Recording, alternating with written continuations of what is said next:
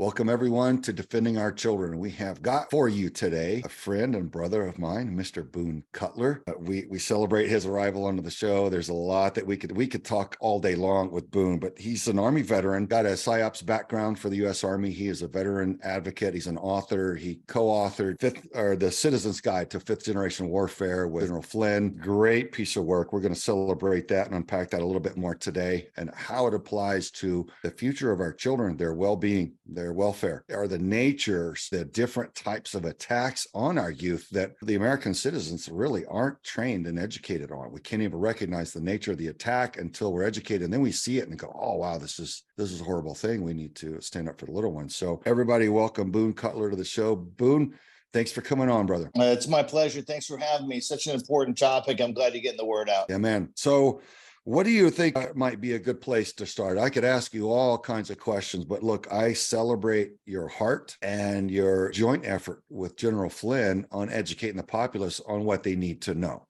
You know, I travel all around the world and I come home and I see that the Americans don't know how to defend themselves, let alone their children. It's very upsetting to me. So, man, seeing the valiant effort that you're making personally to contribute to the security of our nation is very appreciated here. So maybe let's just take a shot across the bow on that and crack that topic open. Well, I think we can start just at the fact that it's like you said, Americans are just simply unaware. They're unaware of their operational environment. And it's sad to put those words on the American citizenry. Operational environment sounds so military. And this is something that Americans think that those guys, who wear uniforms go do, they work in operational environments. The average American, with a family doesn't think of their life like they're working in an operational environment. They go to work, they get their kids ready for school, kids go to school, they come home from school, they do their homework, they get ready for bed, they kiss their kids goodnight, and that's life. That's simply life. But in this context of fifth generation warfare, during that entire time, from the time you wake up to the time you go to bed to the time you wake up again, you're in the midst of a military operational environment, because the citizenry themselves have been weaponized through this perception management that happens so much through psychological operations, through perception management, through AI-driven psychological programming. This is a big deal, especially being focused on the youth right now. And they just don't understand. And that's the big picture here. General Flynn and I, we wrote this book simply because, okay, how did that happen? Like, how does Boone Cutler get hooked up with General Flynn?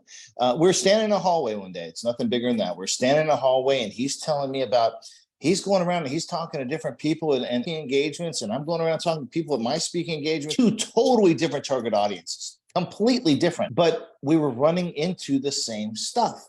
And it didn't matter if I was talking to my dentist or if I was talking to someone, from a different part of the country who has a completely different political perspective than I do. Everybody was saying the same thing. There's just this massive amount of confusion. Everybody thinks they're on their way to crazy town, and they don't know how it's happening. And so General Flynn and I, we just kind of batted it back and forth for a minute. And we're like, you know what? It's fifth generation warfare. And, we can boil it down to this group or that group. At the end of the day, we are in a military environment, and it's fifth generation warfare. So until we get the populace, the citizenry, to even understand this exists, we're going nowhere. We're absolutely going nowhere. So we started writing these military style manuals, but they're for civilians, so they can understand the operational environment, understand how it affects them, it affects their families, and it affects their future. And that's really how the whole thing got started. Yeah, well, it's awesome, man. I celebrate it because it's going to empower so many people and hopefully help save our nation. There's so much deceit. If you're selling tyranny, you need a lot of deceit. You need a lot of censorship to cover it up when it leaks out. So this book is a guide. It's a practical guide to unpacking the nature of this type of hostility against us. And you said the citizenry has been weaponized. I mean, I see that they've been targeted, certainly, but weaponized also because they've been turned against each other. A lot of times when people speak the truth, people are on the inside. They've got deep backgrounds in the intelligence community or in PSYOPs like you, or in counterterrorism, and they've served inside of different several different agencies, and then they know the truth on the inside. You start sharing it in public, it's the citizens that'll attack you and try to beat you down and silence you. And I'm like, well, what's that about? And so in that sense, I definitely see how they've been weaponized. They've been turned into unwitting weapons to attack and silence anyone who does inform the populace about the truth, because it just seems like somebody's done a number on their heads and they don't want you to speak the truth. And I don't even think they know what they're doing, but they're programmed to attack. And it's a bizarre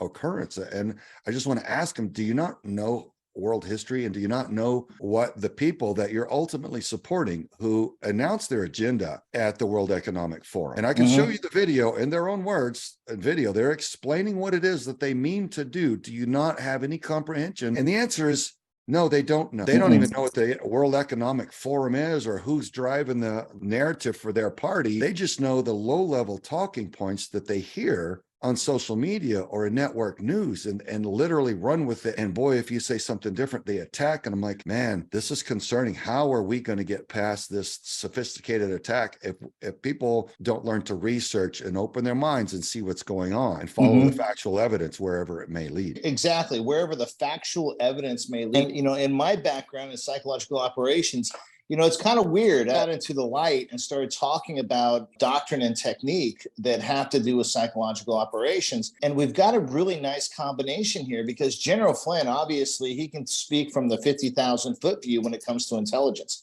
There's nobody can speak from the intel community that has reached a higher level than General Flynn. And so we've mashed that together with, hey, wait a minute, I've worked the ground game quite a bit with psychological operations. I know how to build campaigns. I know how to create key communicators and pass messages and create narrative and all this stuff to change a populace from the ground level. And so we smashed that together, his bird's eye view and my ground level view. And that's why I think this is so, so valuable and so important. We literally wrote this manual here. We wrote it so the 19-year-old kid working at Home Depot can understand very complex topics. And that's an issue inside of America, because Americans, let's say it like it is, we've lived a sweet life. So many of us have just lived a sweet life, and all the bad stuff happens someplace else. So it's not personal. It's not relatable. That's the thing. It's just not relatable. What people can relate to in America is be a good person. I'm a good person. I'm a good person. But someone has defined what good means. And this is where, you start talking about perception management. Good means telling Craig he's a bad person because he's speaking out against something the other people are saying that's not a good thing, and he's not a good person, and he's using trickery, and he's tied in with people that are bad or whatever. Anything they need to censor you, because that's the deal, right? It's censorship. Let me give another aspect of what this censorship really looks like, and that's really how to influence influencers. In the old days, I'll tell you how that used to happen.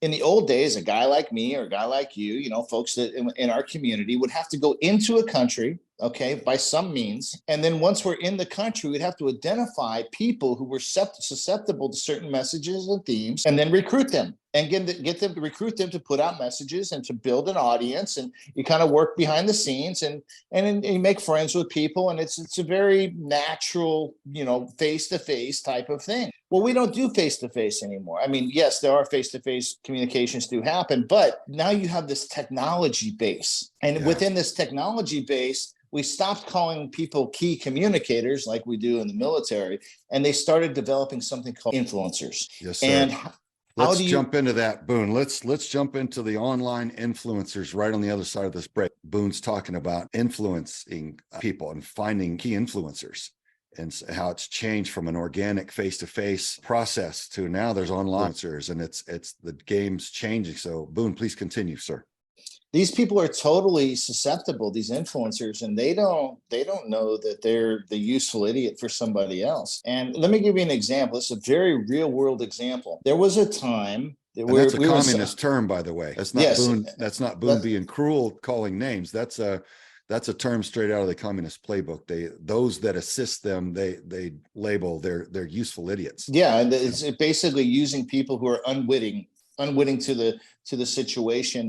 There's something in it for them, or they feel. Let me give you an example. I'll give you a real work. This really, really happened. Okay. We're in Sadr City, Iraq. I'm running the PSYOP team there. I'm running the whole PSYOP operation. And we go to a place that is what we call, of all things, the POO, the point of origin, right? Where some rockets and missiles and mortars were launched on our base. And we're just going out there trying to, spot and assess and see, who's down with this, who's not down with this, what's happening, what the atmospherics of the populace are when these things are happening. And so you're spotting, assessing, and there's ways to do that. And lo and behold, we run up on what we call a usable condition of the environment. And that is the people in that area had not been getting water. The United States provide these beautiful water trucks to fill up these big tanks. So during the hot heat of the summer, when it's 130, 140, 150 degree or whatever, it's hot, like really, really hot, like hot. And the militia, the Mahdi militia at that time had been co-opting the water and saying, well, if you want us to drop water, you're going to have to bribe us. You're going to have to come up with money. And this is how they finance their operations, by basically abusing their people. Well, all that had been provided by the U.S. and coalition forces to help the people, to help them live a better life and to remove these centers of gravity that the militia was using. So we've got this opportunity now. Now we have a thing, okay, a usable condition of the environment where we can point to the militia, and that was our job, to push people away from the militia so they could move towards a free form of government. And so we've got this great usable condition, and people are coming up to me, the children are emaciated. It's just bad. It's really, really bad. You can't live in 130 degree heat without water for too long. Right. And they were tired of paying the bribes. And so our messaging was, now I could stand out there myself and go, yeah, you shouldn't have to pay bribes. You should be able to get your water. But I mean, let's face it, I'm a white American in a U.S. Army uniform trying to convey that message. That's only going to go so far. But at the same time I'm assessing this, my guy is over in the corner writing a script, and I'm telling him the script, in Arabic. He's writing it down. And I spot one guy who's like, he's the shot caller. He's the shot caller, and he's got the ego that he wants to carry this message. We bring him over, talking to him real quick, and we have this big speaker on the top of the truck. Give him the microphone. He starts talking all this, about how he's mad and he's going to change things. And okay, well, this is the guy I want, right? So we take his microphone away. Well, he wants that microphone back.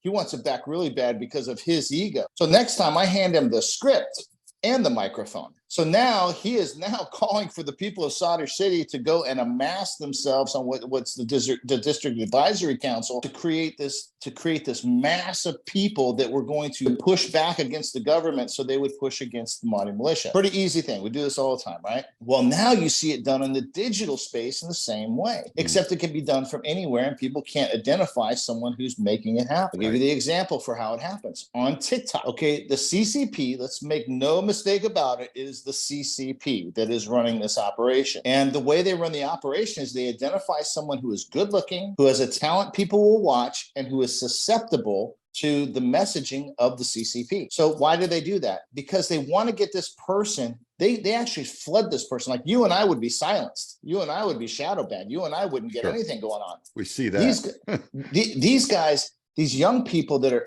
good looking, have a talent people will watch, like dancing, whatever, playing the kazoo or something like really innocuous. Well, they flood them with all these people that will watch them. They flood them with followers. So some guy who plays the kazoo, who's good looking and is 18 years old or 17 years old, he got 5 million followers. Okay. And so he plays his kazoo and everybody likes it and it's funny. And then they start sliding stuff in his feed, how he can monetize these things. Now he's making money. Now he's making big money. Okay. And he's making money from all these people. So now he's going to protect that platform because he's getting paid. They're getting paid. Yeah. Okay, they're protecting the platform. Now when the CCP wants to slide something in front of all their audience to put a common face on it, they just slide it in their feed. And then that guy's like, oh, and by the way, blah, blah, blah, and blah, blah, blah, and blah, blah. They're pushing a political narrative. Very small, but when you see the populace having these influencers that have been influenced, when they're seeing the same message from all these influencers over and over and over again, they start to be persuaded. And this is perception management in the real world. It's the same PSYOP game. It's just on a digital platform. Right. And didn't the Germans really master this in the 30s, Boone? It seemed like they studied it and exercised it so much. I know the the Russians have done a lot of it too, but it seems like the Nazis really were the ones that kind of threw their backs into studying this. The Nazis put a radio in everybody's house because they wanted to get the message out, and they wanted continuity of message. If you have continuity of message, you can have continuity. Okay, once the Germans, they put a radio, the Nazis, they put a radio in everybody's house because they knew continuity of message will equal continuity of action. There's rules of social conformity, and we talk about that in the guide. How do you leverage rules of social conformity? What are rules of social conformity? To create a mass of people doing one single thing. And that's what this game is. It's psychological operations. We get very, very deeper in that. Session 2 of the guide is a series. It's a series of manuals. But session 2 focuses on AI, and it's how to fight AI. But inside session 2, we talk about AI-driven psychological programming. Now, psychological operations and psychological programming are two different things. Psychological operations about changing people's perceptions on things so it drives their behavior in a certain way. Yeah. The psychological programming is truly changing how people think at their core level. So you don't have to change their perception. They're literally born and bred into a different way of thinking. Yeah. Well, and now we can see our next generations thinking already differently. And boy, they've had such a psych job done on them. They're so confused about basic truths. I mean, we can make fun of them, but I'm not inclined to do that. But it's heartbreaking, and it's very concerning to see that they don't know what to call each other, and literally almost don't know which bathroom to use. There's so many things that have been done to turn their little minds around and turn them against each other. Upsetting for me to witness, because I know how ineffective they'll be at defending their nation as they become the adult generation. And they're just going to be consumed. That's the whole point. You really don't. In fifth generation warfare, it's not about attacking your country, attacking a foreign country from the external. It's about developing the internal. And basically the internal pushes upwards towards the electorate and says, we want something different. But it's a perception management thing that's done by a foreign adversary. And then they put corruption in from the top that says, see, the people want this, so I'm going to do that. And then that's how they change laws, and that's how they change the culture inside of a country. But right now, I hope people understand this is very, very, very important. We're going to talk about this more in session 2, but it's so important to understand the operational environment in session 1. You're not going to understand session 2 if you don't get session 1. But in session 2, we talk about, again, this AI psychological programming. Here's the scary, scary, scary part. There is a global initiative to create this socialist worldview. International, it's everywhere. And that's why they break down borders, take away parents' rights, remove your ability to make your own medical decisions. It's all about control issues. Well, I'm going to give you the scariest of the scary. Okay, how do you take an entire world population and get them on the same sheet of music? Because people are already coming from different cultures, different backgrounds, different ages, different sexes, different political perspectives. How do you get everybody on the same sheet of music to accept one universal ideal? This would be very, very difficult. And here's how it's going to happen. I can tell you that at some point in time, here's the background. At some point in time, they took two AIs, two artificial intelligence programs, and they set them up to play each other in a game called Go.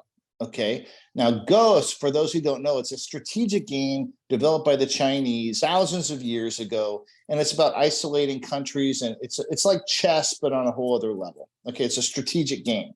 Well, these two AIs started playing this game about 40 to 70,000 times an hour until they mastered it.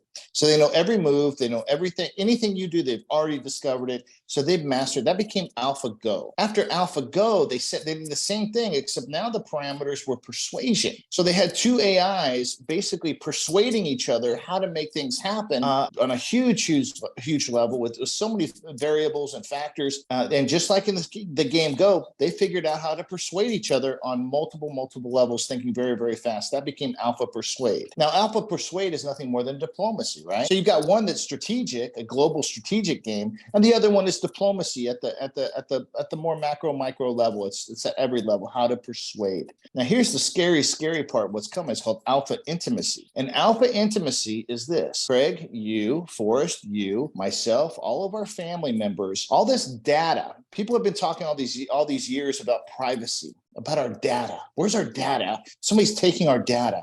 Well, it wasn't to defraud us. It wasn't to create, oh, I'm going to take your social security number and get your money. That's very low level. That's not government. That's not new world order level. New world order level is, hey, I'm taking all your data so I can develop AIs, okay, artificial intelligence. So they've taken your data, Greg, and now they know all of your data points. They know everything that has to do with your susceptibilities, your vulnerabilities, your strengths, your needs, your desires, your wants, all the things you don't tell anybody else because you're typing to your friends and, in private, and this is personal, and maybe you don't want everybody to know, but you're dealing with some stuff. And so you're typing about, you're working about, you're talking on the phone, and they've collected all that data to create AIs. So since you have an avatar that is all your data points, what they're doing is they're reverse engineering it to create an AI that fits into your personality, specifically personally. And they're doing that with everybody around the world, every single person.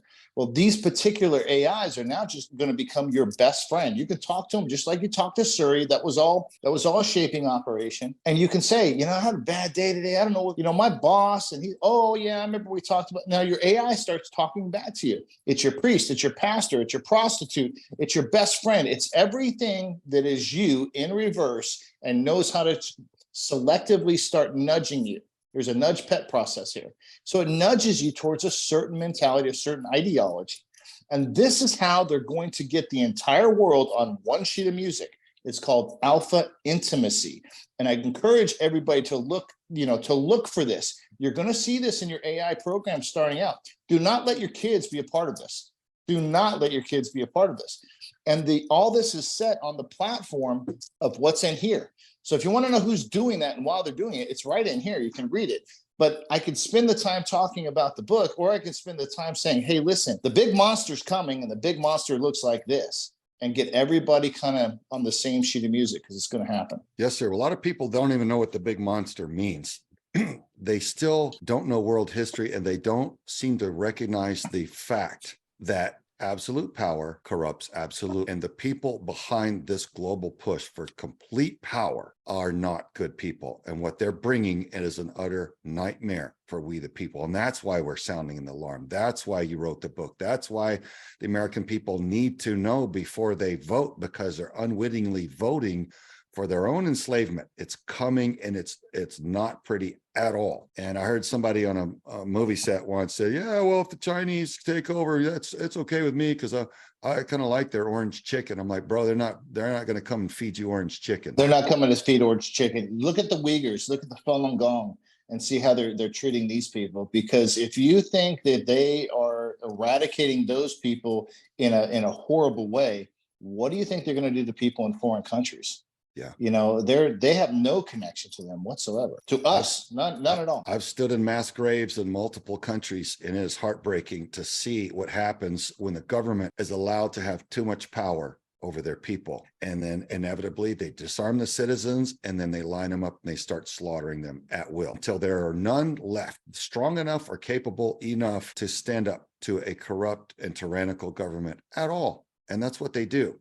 And I say shame on people for not knowing that and not enough history to recognize that fact, and then voting for a free cell phone without regard to what that means for the future of the country. So I just wanted to throw that in, Boone, so that people understand the gravity of why they need to understand how this AI works, why the population control of the thought is so important to recognize, so that we can counter it, because they're steering us into massive downfall. A massive downfall, and it's going to happen in such a way where the people that are making it happen, that's your neighbors, they're going to make it happen under the auspices of thinking they're doing the right thing.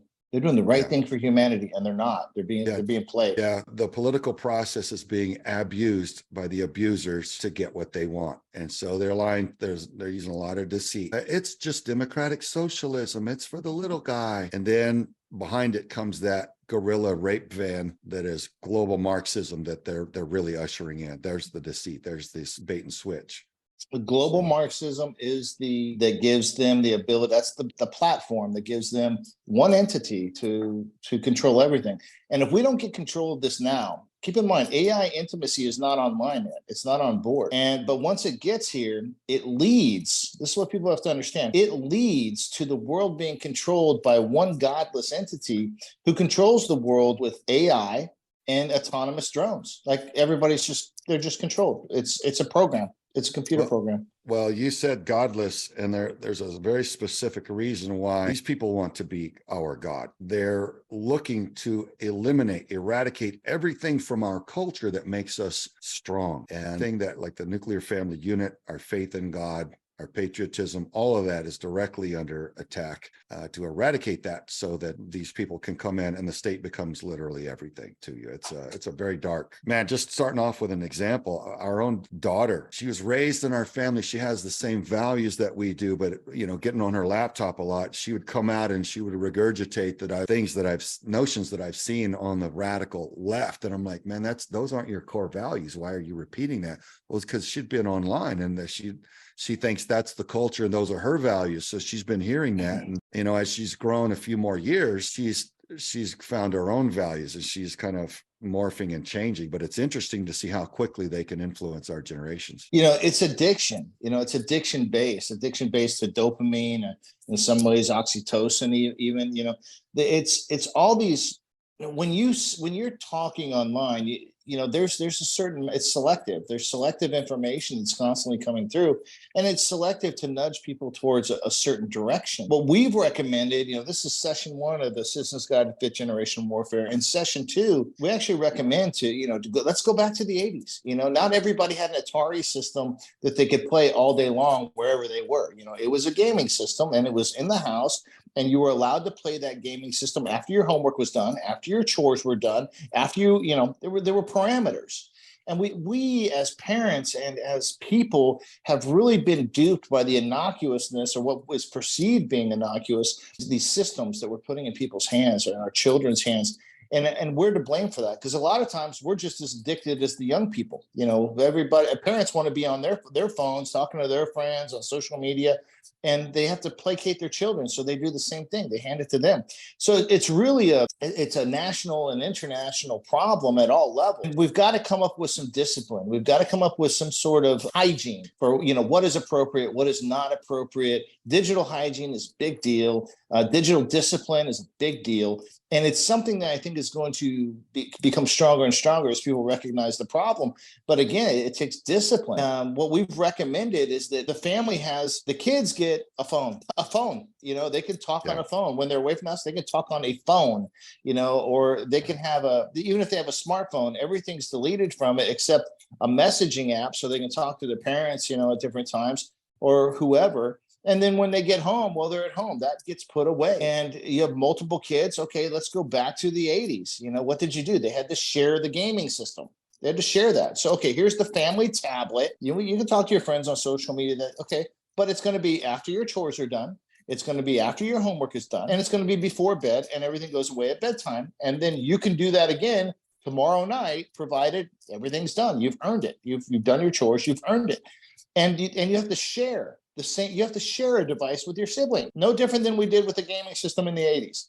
So this is the type of thing that has to be done with digital discipline, and it has to be initiated at the family level. And you're going to hear your kids cry about it. And then, why my friends don't? Well, who cares? You're the parent. Be a parent. Yeah. And so it's digital discipline being initiated by the parents, and you've got to do the same thing. You got to lead by example. You got to put your stuff away.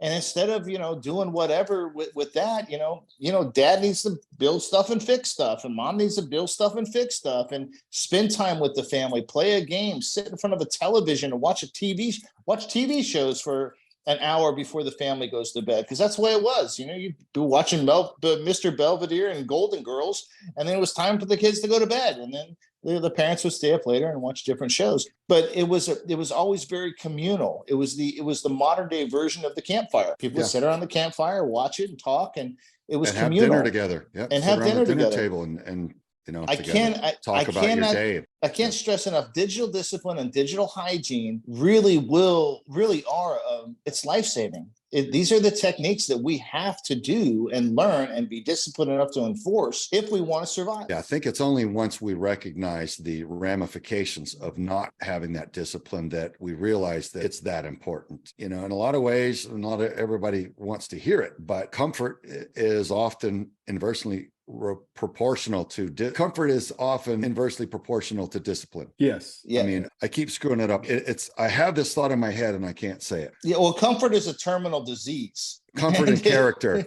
Yes. Comfort is inversely proportional to character if we're not careful. And that's what I found. And it's, whenever we do exercise the discipline, things get better, because that's that order, that way of getting things done is healthy, and it leads to a good, productive and satisfying life. And it's just stay online too much and there's no order, there's no discipline. It does unravel, and it leads to a chaotic and destructive life. So that's what I was trying to spit out. When I talk to parents and I say, hey, would you allow your kids, let's say it's 1985, okay, and your parents found out that a specific arcade, because we used to all go to arcades, right? That was the big thing. We need quarters for the arcade or just to hang out at the arcade to meet chicks and stuff like that.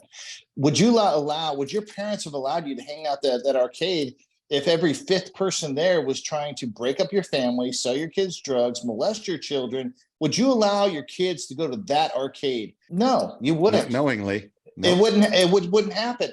But today we give kids this free reign in the social media, so in the digital space, and it's predatory. It's predatory on every level. And not only is it predatory with every level, I say, hey, if you were, I don't know, 16 years old in 1986, would your parents just willy-nilly say, yeah, go to that white supremacist crowd? No, they wouldn't say that. They were good people. You're not allowed to be there. You're not going there. But we give these kids these machines and they're being radicalized. They're self-radicalizing because they believe they're adhering to something that is good and right when it's really not. And they don't see it coming. They don't even understand the concept that it's being done to them. They don't know the game. Exactly. And it is a game, and we got to be smart about it. Yeah, indeed. Forrest, I saw you get cut off. Well, yeah, sorry about that, brother. No, it's all right. I like to talk about the dopamine addiction that our kids have, because one of the things that I've witnessed and that I've observed is when you become dopamine driven, what it's doing is it also removes patience. And if you notice, in the last few years, we've seen grown ass adults in the Starbucks, at Burger King, in the airport throwing temper tantrums. You and I growing up, any one of us, if we would have thrown a temper tantrum, our parents would have given us an attitude adjustment accordingly. But I'm amazed that only recently we've seen this. And I tie it back to technology. I think patience is something that we had as kids that was so important. Even though we hated it, it was important. And I think that's one of the things that's part of this 5th gen warfare that's destroying our kids. It's not healthy in the long run. And I agree with you, Boone. All right, here we go. Lectures is being done. And Boone is unpacking a lot of how it works very powerfully. So Boone, please continue, sir. Yeah, I think that, if I could just reach out and get very eye to eye with every parent watching right now, I would say, you know what, you got to get over your own addictions. Like right now, you got to get over your own digital addictions and practice digital discipline and practice digital hygiene. And you have to enforce that with your kids. If you're not doing that, you're not preparing them for the world. You're preparing them to be cultivated by a foreign adversary. Kids, they used to put out these messages saying, if you're doing drugs, if you're drinking too much and you're doing it in front of your kids, you're teaching your kids to do that. Well, guess what, parents? Every one of you has one of these machines in your hand all the time.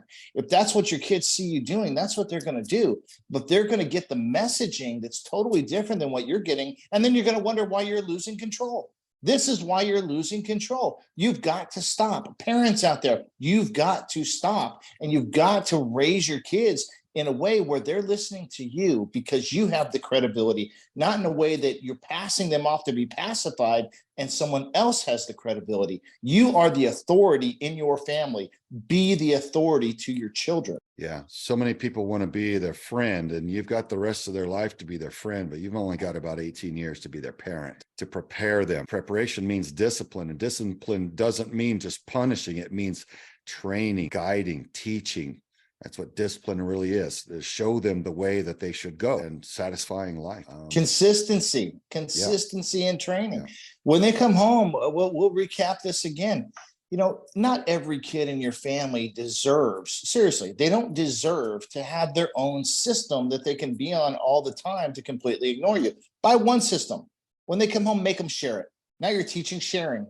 And they can only share it for 2 hours. So now they got to figure out how to manage their own problems with their siblings. So you can use it as a tool, and you can become a stronger parent. and you can teach your child discipline and hygiene, digital discipline, digital hygiene, and make them an advocate for the things that are right. Because one day it doesn't stop with them. One day they're going to have children.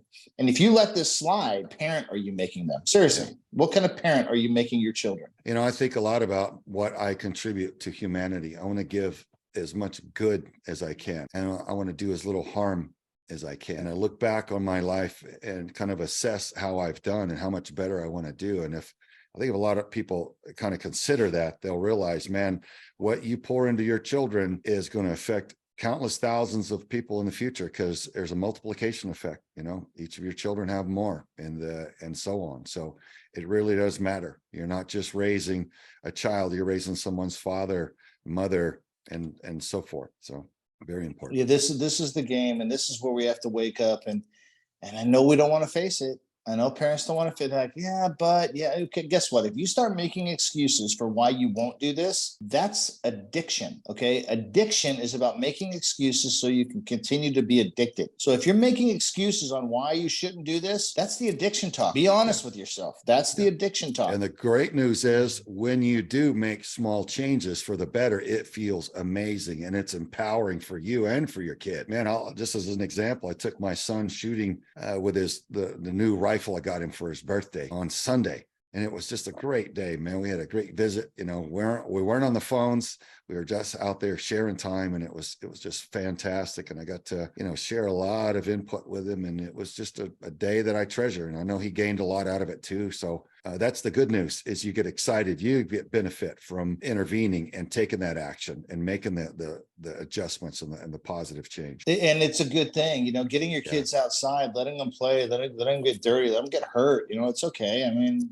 let them get hurt. It's all right. They're not going to die. It's just going to make them better. Because I have a friend of mine who was a U.S. Army drill sergeant, and he was saying, that a lot of the new guys coming through, the privates, you have to train them at a lower level, because it's like you tell them, like an obstacle course, okay, get over the log, and they're like, what do you mean? How? Like, how do I get my body to do that?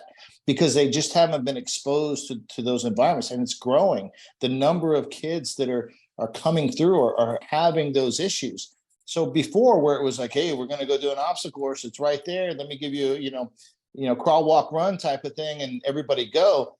The crawl phase is not even a crawl anymore. It's less than a crawl, because we don't have physically adept children because they don't play outside. Well, it's not that way.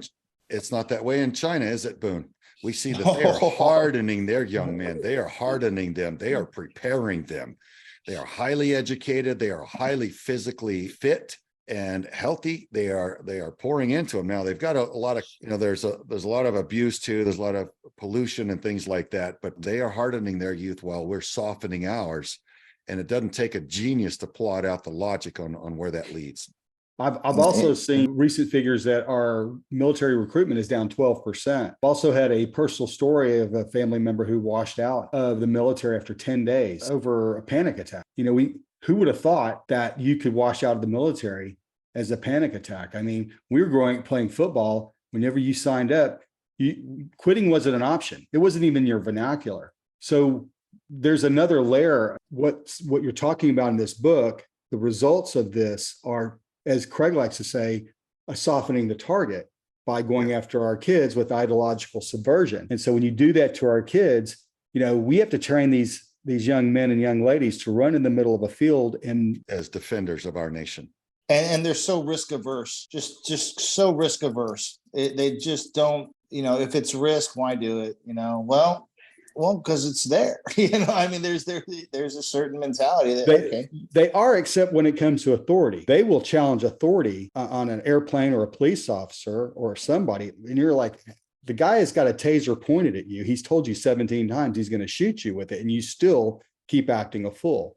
So I think what being dopamine driven screws up the logic chip or the frontal part of your brain. It reduces the ability for that to develop. It takes longer for that to develop, or it doesn't develop at all. So you don't understand logic at all. that too is ruining our kids. Yeah, there is an element of young people not understanding that the consequence. You brought this on yourself. If you say you brought this on yourself, there's so many times you'll see the response, well, they did this to me. Okay, but what's your part in it? What's your part in it? Yeah, and you had that just choices seems to to not make. be there. You had choices, and you know what? You reap the consequences of whatever choice or benefits of whatever choice. It's so, benefit driven that where's the consequence? They don't see the consequence. Or if there is a consequence, it's because the other person is a bad person and they have the problem, and we need to stop, people from being able to do the things that were done. But what's your part in it?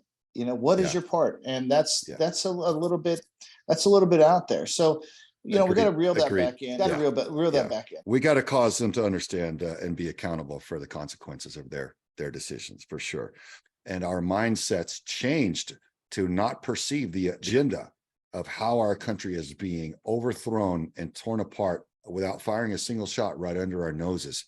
We have to know it. And Boone's breaking it down for us. Boone, what have you got left for us? We got one segment, brother. I know you got a lot in the tank. I want to say, and I want to take my hat off and give a hat tip to the young people out there, because we also have to look at this, and it's very important. There are young people out there who have been raised a generation where their parents really were not present. They were aloof. And these kids really are looking, and they're trying, and they're working hard, and they don't want to be that way. And they are making strong changes. They're just looking for the leadership to guide them. And I want to encourage, people out there, these are the kids, it's time, let's take them under your wing. If you're doing the right thing, you see they're doing the right thing, don't be afraid, take them under your wing and be a part of their lives. Because I know that there's a lot of kids out there, and it doesn't matter what generation you're looking at, there are aloof parents. And they give birth to really good kids, and those good kids go on to do great things. And I want to recognize those kids, those young people that get that, mom and dad were a little aloof on these machines and, playing Call of Duty, 40 hours a day and not food in the fridge because they're dealing with that addiction. And the kids recognize it's addiction. They don't want to be a part of it. So they're taking other paths, and that does exist. And so I just want to give credit and respect and love to those young people and say, hey, keep going. You're doing the right thing. I know you feel like you're out there, you're a lone person on an island, and nobody really understands you because you're not going to play that game. And I just want to say, you're the strong ones. You're the strong ones. Keep doing that, because there's a lot of folks out here, believe me, there's a lot of folks out here that are in leadership positions and who have done well in life that didn't really have a lot of guidance when they were young, but they figured it out and they worked hard and they got somewhere. And you will get there. You will get there. Just keep doing what you know is right, even if it's against the grain, even if it's not what everybody else is doing. Just keep going in that direction. Study the world, study politics, study how these things are happening. This manipulation is happening to your friends. For sure, you've probably lost people that you really care about because they get self-radicalized, and you're not one of them. And I just want to say thank you for doing that. You're doing the right thing. And I want to encourage you to keep being that person, that type of person. Yeah, brother. Our founding fathers had it figured out, man, and they're under attack and discredited by our enemies, and that's part of it. And Boone, I want to share everybody something I love about my friend Boone Cutler. Boone gives back. If you look at his life, he's a giver. Why? Well, one thing that I know is he got busted up and blown up and blasted up, and he spent a lot of time recovering in the hospital. And what he shared with me was he had a lot of time to think. And whatever my friend Boone thought about caused him during that time, and we're talking about months and months, and I wouldn't want that on anybody, but it seems to have given him the opportunity to really shape what he was going to do with his life. And what I see is a giver, and he's inspiring. I love his heart. If we had more people like him in this country, it would be a lot better place. And that's why it's such a privilege to have him on the show. I do urge you to take his words to heart, man. He gives and he empowers and he shares the knowledge because he loves enough to give it. And so I want to celebrate that, put that out before we run out of time. So thank you, Boone. Thank you, brother. It's an honor, and I'm very humbled and strengthened by your words. Thank you. Well, I think we're on to some great stuff, and we're alerting people to the fact that there's a lot of deceit. Man, things are not as they appear. We have to start utilizing critical thinking and recognizing the hostility. We have to look at it with a critical lens and going, okay, what is this platform's ownership and what is their agenda? What's their motive? And why are they telling us to turn against things that are healthy and productive for us, and start recognizing what it is that we really want to support and promote in this world? And so teach your children that, and young people, please take that on board. Look behind, you know, start peeling the layers behind. Who are you getting the information from? And what is their motive? You know, in the intelligence community, we look at motive and accuracy of their information product over time as to whether or not it's a credible or a valuable source. You have to start learning to do that, because there are people, you could turn on the channel, just because it's on TV doesn't mean it's accurate. In fact, it probably means now that it's not, because we've seen it's so utterly hostile and so deceitful that you do have to start going to channels of people that are highly respected, that have a high level of accuracy over time for their information product that they put out, and start doing your research and measure the facts, what proves out over time in comparison with your sources' claims, and then start consuming and start compiling your understanding, and then start running with the truth and empowering others. Share it with others, empower them, give back, because they're all going to help you save your nation too.